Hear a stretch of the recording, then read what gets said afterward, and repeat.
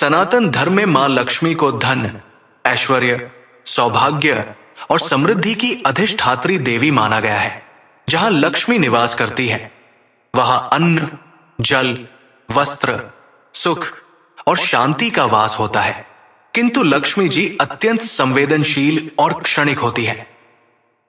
वे वही टिकती है जहां स्वच्छता, संयम, श्रद्धा और मर्यादा हो। प्राचीन ग्रंथों और जनश्रुतियों में कहा गया है कि कुछ विशेष वस्तुएं ऐसी होती हैं जो यदि घर से बाहर दूसरों को दे दी जाएं, तो लक्ष्मी जी रुष्ट हो जाती है और घर में दरिद्रता का प्रवेश हो जाता है। दोस्तों, माता लक्ष्मी जी स्वयं कहती है, घर की ये 5 चीजें कभी दूसरों को नहीं देनी चाहिए। आज हम आपको मां लक्ष्मी की एक प्राचीन कथा सुनाने जा रहे हैं। इस कथा के माध्यम से आपको पता चल जाएगा कि एक स्त्री को अपने घर की कौन सी चीजें दूसरों को नहीं देनी चाहिए। जो भी स्त्री ये चीजें दूसरों को दे देती है, मां लक्ष्मी उसके घर को छोड़कर चली जाती है। इसीलिए दोस्तों, आप इस कथा को पूरा जरूर सुने, क्योंकि ज्ञान संपूर्ण नहीं होने के कारण अपना ही नुकसान होता है। जो भी इस कथा को पूरा सुनता है, मां लक्ष्मी उसकी झोली खुशियों से भर देती है। तो चलिए बिना विलंब के आपको वो प्राचीन कथा सुनाते हैं। दोस्तों, पूर्व काल की बात है। मध्य देश में एक अत्यंत शोभायमान नगरी थी। उस नगरी में एक सुचित्रा नाम की स्त्री अपने पति और सास ससुर के साथ निवास करती थी। सुचित्रा एक पतिव्रता नारी थी जो सत्य धर्म का पालन करने में तत्पर और गृह कार्य में दक्ष थी। सुचित्रा का स्वभाव अत्यंत दयालु था। वो सदैव दूसरों की सहायता किया करती थी। सुचित्रा का पति नारायण एक वैश्य था। उसकी अनाज की एक दुकान थी। वो बाजार में लोगों की जरूरत की चीजें बेचा करता था। सुचित्रा अपने पति से बहुत अधिक प्रेम करती थी। वो अपने पति को ही परमेश्वर मानकर उसकी सेवा करती थी। सुचित्रा नित्य पति से पहले जागती थी। अपने घर का आंगन को स्वच्छ करती थी। फिर रंगोली बनाकर आंगन की सजावट करती थी। उसके बाद वो अपने घर को स्वच्छ करती, फिर स्नान आदि कार्य संपन्न करके वो तुलसी को जल देती थी और देवी देवताओं का पूजन करती थी। इस प्रकार से वो रोज अपने नित्य कर्म करती थी। सुचित्रा ने कभी किसी का अनादर नहीं किया। वो सभी के साथ मधुर वाणी में बातें करती थी। सभी लोग सुचित्रा को देखकर कहने लगे थे कि ये तो साक्षात लक्ष्मी के समान गुणों वाली स्त्री है। ये अपने परिवार का कितने अच्छे से ख्याल रखती है। इसके अलावा सुचित्रा दान धर्म करते समय कभी अपने हाथ पीछे नहीं खींचती थी। उसके द्वार पर जो भी याचक आता, वो उसे दान दिए बगैर नहीं भेजती थी। उसके द्वार से कोई खाली हाथ नहीं जाता था। जो भी भूखा उसके द्वार पर आता तो वो भरपेट भोजन करके ही लौटता था, जिससे उसके द्वार पर आए हुए सभी याचक अत्यंत प्रसन्न होकर उसे आशीर्वाद देकर लौट जाते थे।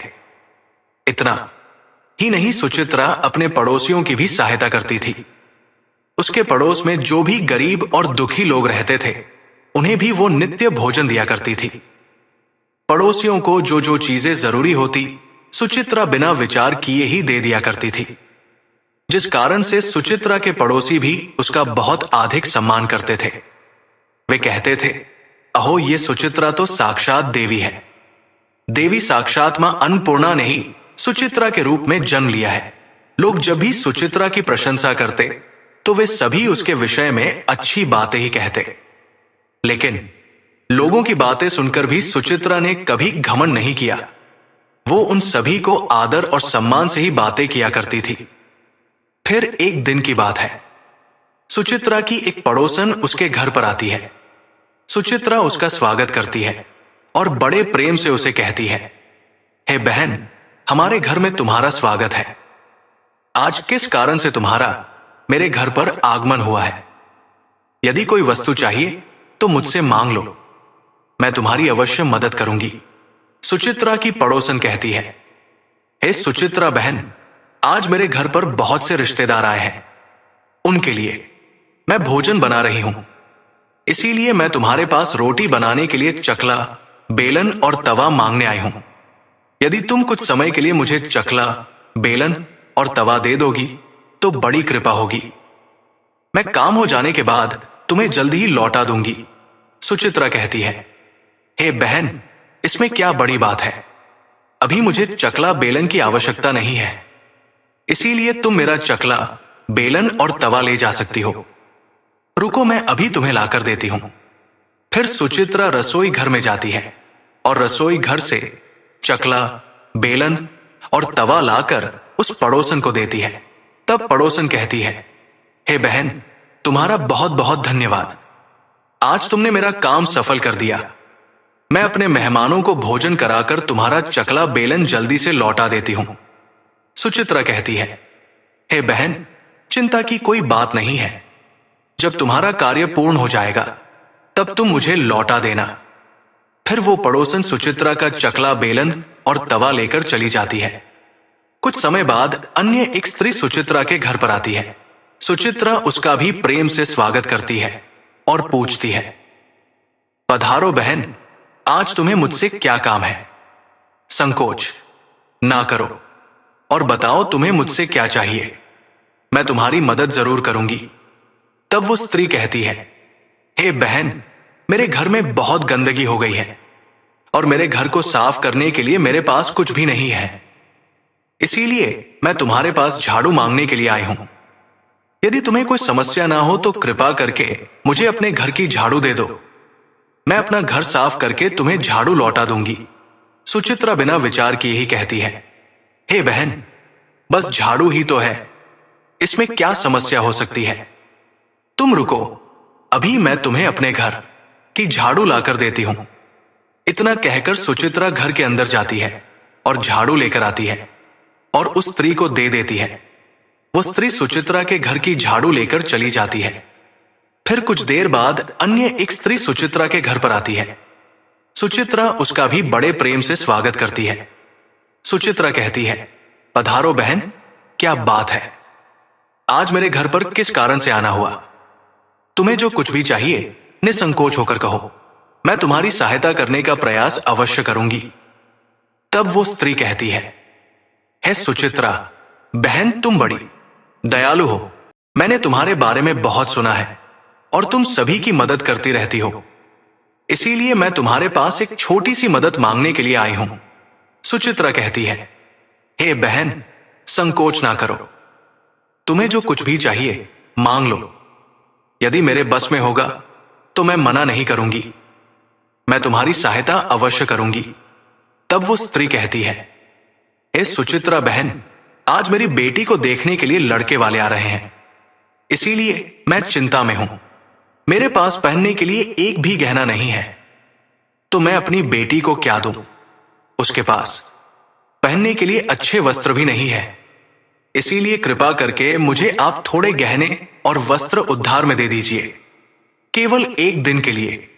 जब लड़के वाले देखकर चले जाएंगे तो मैं तुम्हारे गहने लौटा दूंगी। उस पड़ोसन की बात सुनकर सुचित्रा कहती है, बस इतनी सी बात है।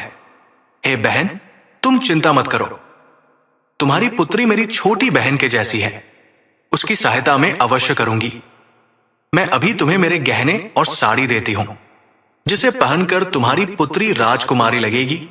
फिर सुचित्रा अंदर जाती है, गहने और साड़ी लेकर आती है और उस पड़ोसन को दे देती है। वो पड़ोसन प्रसन्न होकर सुचित्रा के गहने और साड़ी लेकर चली जाती है। फिर शाम हो जाती है और अन्य एक पड़ोसन सुचित्रा के घर पर आती है। सुचित्रा उसका भी बड़े प्रेम से स्वागत करती है और कहती है, पधारो बहन, आज किस कारण से मेरे घर पर आना हुआ? बताओ, मैं तुम्हारी किस प्रकार से सहायता कर सकती हूं? तुम्हें जो कुछ चाहिए निसंकोच होकर कहो, मैं तुम्हारी मदद जरूर करूंगी। वो पड़ोसन कहती है, हे सुचित्रा बहन, तुम बड़ी दयालु हो और तुम सभी की मदद करती हो, इसीलिए मैं तुम्हारे पास आई हूं। मेरा बच्चा भूखा है और उसे पिलाने के लिए दूध नहीं है, इसीलिए मैं तुम्हारे पास दूध मांगने के लिए आई थी। अगर थोड़ा सा दूध मिल जाता तो बड़ी कृपा होती। सुचित्रा कहती है, अरे बहन, इसमें कौन सी बड़ी बात है? लो, अभी मैं तुम्हें दूध दे देती हूं। सुचित्रा रसोई घर में जाती है और थोड़ा सा दूध लेकर आती है। और उस पड़ोसन को दे देती है। वो पड़ोसन प्रसन्नता से उस दूध को लेकर चली जाती है। इस प्रकार से सुचित्रा अपने सभी पड़ोसियों की मदद कर देती है और प्रसन्न होकर घर का काम करने में लग जाती है। फिर रात होते ही उसका पति घर पर लौट आता है। सुचित्रा अपने पति को प्रणाम करती है और उसकी खूब सेवा करती है। रात को दोनों पति पत्नी आनंद से सो जाते हैं। फिर दूसरे दिन वे जागते हैं तो उन्हें एक बहुत ही बुरी खबर कानों पर पड़ती है। एक आदमी दौड़ते हुए सुचित्रा के घर पर आता है और सुचित्रा के पति से कहता है, हे भाई, कल रात को किसी ने आपकी दुकान लूट ली है, सारा माल गायब है। सुचित्रा का पति एकदम से घबरा जाता है और दौड़ते हुए अपने दुकान पर जाता है तो देखता है उसका सारा माल किसी ने लूट लिया है। वो देखता है कि उसके दुकान में रखा हुआ सारा धन भी चोरी हो चुका है। वो दुखी और निराश होकर घर पर लौटता है और सुचित्रा को सारी बात बताता है, जिसे सुनकर सुचित्रा बहुत दुखी हो जाती है। सुचित्रा कहती है, आप चिंता ना कीजिए जी, हमारे घर में अभी बहुत सारा रखा हुआ है जिससे आप फिर से व्यापार शुरू कर सकते हैं। फिर सुचित्रा अपने घर की तिजोरी में देखती है तो वो भी पूरी तरह खाली दिखाई देती है। उसके अंदर का भी सारा माल अब चोरी हो चुका था। ये देखकर सुचित्रा बहुत दुखी हो जाती है। उसे समझ में नहीं आता कि ये कैसे हुआ। सुचित्रा का पति उस पर बहुत क्रोधित हो जाता है और पूछता है, सुचित्रा, सच सच बताओ, हमारे घर के अंदर रखा हुआ सारा पैसा कहाँ गया? सुचित्रा कहती है, हे स्वामी, मैं घर पर ही थी, सारा धन तिजोरी में ही था, किसने इसे चुरा लिया पता नहीं। कृपया आप शांत हो जाइए, हम कोई ना कोई उपाय जरूर ढूंढ लेंगे। सुचित्रा का पति कहता है, ये जो तुम दूसरे लोगों को घर पर बुलाकर खिलाती हो, अनजान लोगों को घर में बुलाती हो, उसी का फल है। ये उन्हीं में से किसी ने हमारे घर का सारा पैसा चुरा लिया है। क्रोध में आकर सुचित्रा का पति उसे भला बुरा कहता है। सुचित्रा की सास भी उसे बहुत कोसती है और कहती है, तुम ही इन पड़ोसियों को घर की चीजें देती रहती हो, बिना सोचे किसी की भी मदद कर देती हो। उन्हीं में से किसी ने सारा पैसा चुरा लिया है। घर के सभी लोग सुचित्रा को भला बुरा कहने लगते हैं। फिर सुचित्रा अपने पति को दिलासा देते हुए कहती है, हे नाथ, मैंने मेरे कुछ गहने हमारी पड़ोसन को दिए हैं, मैं उसके पास से गहने लेकर वापस आती हूं। फिर सुचित्रा उस गरीब पड़ोसन के घर पर जाती है तो देखती है उसके घर पर कोई नहीं होता है। वो स्त्री भी घर छोड़कर सुचित्रा के गहने लेकर भाग गई होती है। सुचित्रा निराश होकर घर पर लौटती है और अपने पति को सारी बात बता देती है। सुचित्रा की बात सुनकर उसका पति आग बबूला हो जाता है और सुचित्रा को भला बुरा कहने लगता है। सुचित्रा का पति कहता है, हे सुचित्रा, तुम बड़ी मूर्ख हो, तुम्हारे ही कारण हमारा सारा धन वैभव चला गया है। तुम्हारे दान देने की आदत के कारण ही हमारे ऊपर ये मुसीबत आन पड़ी है। अब तू इस घर में नहीं रह सकती, तू अभी इसी क्षण इस घर को छोड़कर चली जा। सुचित्रा कहती है, हे नाथ, आपके सिवा मेरा इस दुनिया में कोई नहीं है, मैं आपको छोड़कर कहां जाऊं। सुचित्रा का पति कहता है, तू कहीं पर भी जा, लेकिन अब इस घर में तू नहीं रह सकती। तेरे ही कारण मेरा सब कुछ बर्बाद हो गया है। तू इस घर में रहेगी तो बचा कुचा सब नष्ट हो जाएगा।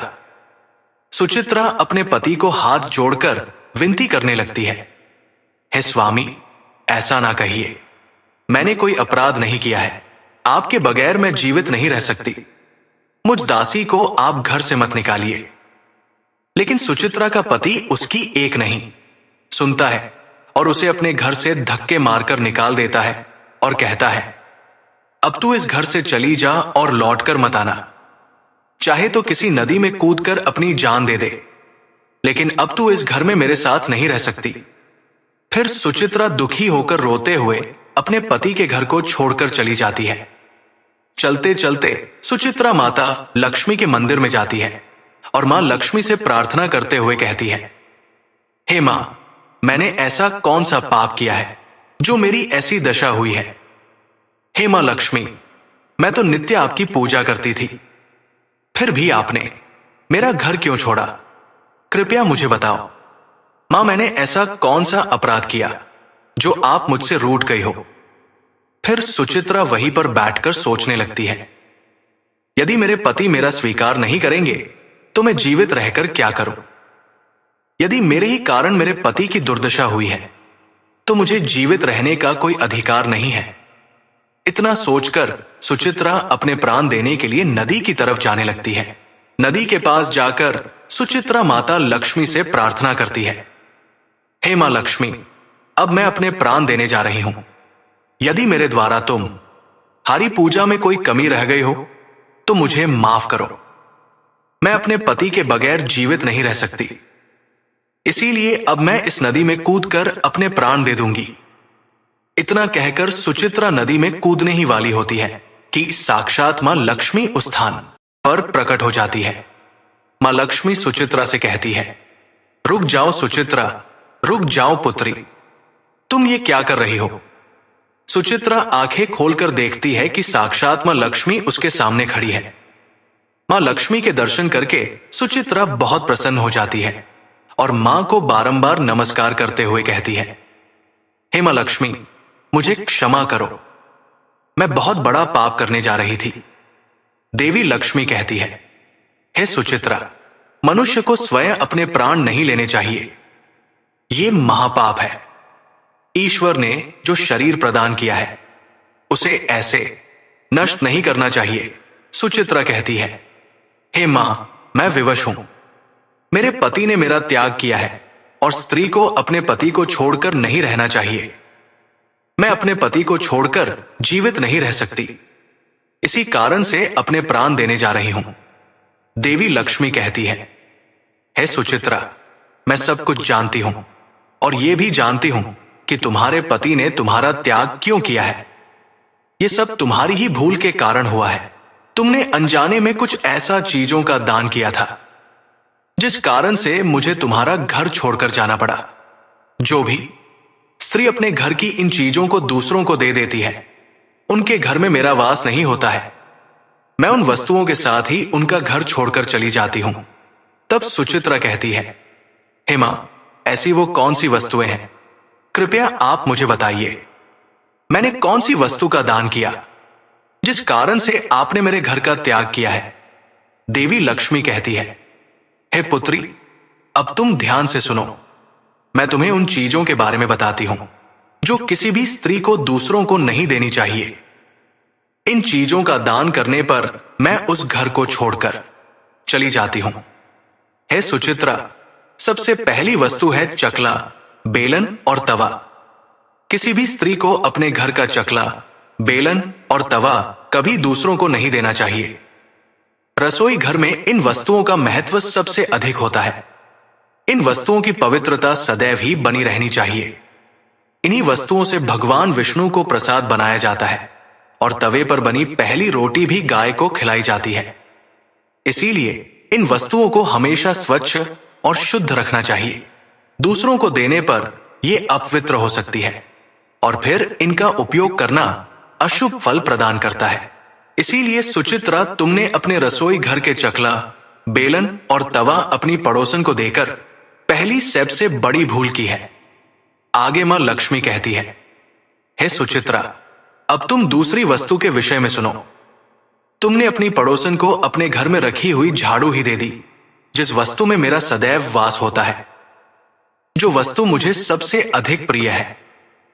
तुमने उसे ही दूसरे को दे दिया, तो फिर मैं तुम्हारे घर में कैसे ठहरती?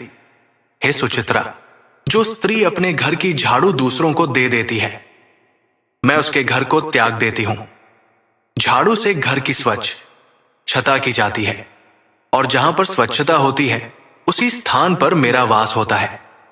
ध्यान में रखना सुचित्रा, घर में झाड़ू को हमेशा छिपाकर रखना चाहिए। झाड़ू पर बाहरी व्यक्ति की दृष्टि भी नहीं पड़नी चाहिए। झाड़ू एक अत्यंत पवित्र वस्तु है। इसे पैर नहीं लगाना चाहिए और इससे कभी विष्ठा आदि प्रकार की गंदगी साफ नहीं करनी चाहिए। मां लक्ष्मी कहती है, हे सुचित्रा, अब तुम तीसरी वस्तु के विषय में सुनो, जो एक स्त्री को कभी दूसरों को नहीं देनी चाहिए। वो वस्तु है आभूषण। एक स्त्री को अपने आभूषण कभी अन्य महिला को नहीं देने चाहिए। सदैव ही आभूषणों में वास करती हूं। स्त्री के 16 श्रृंगार में गहनों का बहुत अधिक महत्व होता है। एक विवाहित स्त्री को अपने आभूषण कभी अन्य स्त्री को पहनने के लिए नहीं देने चाहिए। जो स्त्री अपने आभूषण अन्य स्त्रियों को देती है, उसके जीवन में दुर्भाग्य आता है। हे सुचित्रा, अब मैं तुम्हें चौथी वस्तु के विषय में बताती हूं।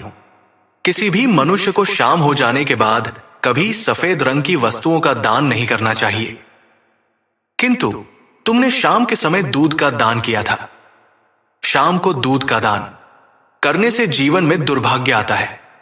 शाम को सफेद रंग की चीजें दान करने से मनुष्य के जीवन में अशुभ फल आता है। मां लक्ष्मी कहती है, हे सुचित्रा, अब मैंने तुम्हें उन सभी वस्तुओं के बारे में बता दिया है जिनका कभी दान नहीं करना चाहिए। ये वस्तुएं कभी दूसरों को उधार में अथवा उपयोग के लिए नहीं देनी चाहिए। सुचित्रा कहती है, हे मां लक्ष्मी, मुझसे बड़ी भूल हो गई। मैं इन बातों से अनजान थी। कृपया मुझे क्षमा करो और अब मुझे प्रायश्चित करने का उपाय बताओ। देवी लक्ष्मी कहती है, हे सुचित्रा, तुमने प्रायश्चित पहले ही कर लिया है, इसीलिए अब तुम अपने घर पर लौट जाओ। मैं तुम्हें तुम्हारा संपूर्ण वैभव और धन संपत्ति लौटा देती हूं। इतना कहकर मां लक्ष्मी उस स्थान से अंतर्ध्यान हो जाती है।